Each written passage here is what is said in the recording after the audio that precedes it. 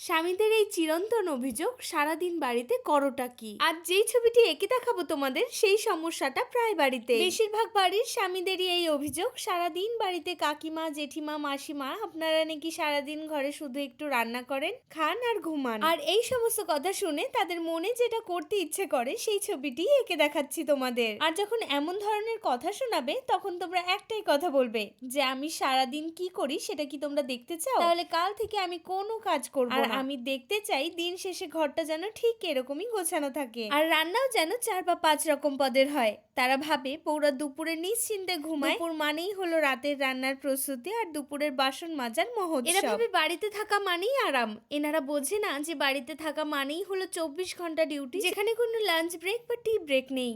কাকিমা জেঠিমাদের উদ্দেশ্যে বলছি, তোমরা সকাল থেকে উঠে যে কাজগুলি করো সারা দিন বলা ভুল, রাতে সবাই ঘুমোতে যাওয়ার আগে পর্যন্ত, এর পরেও যখন এরকমই শুনবে তখন জামা কাপড়গুলো নেবে এরকম কাচা শুরু করে দেবে।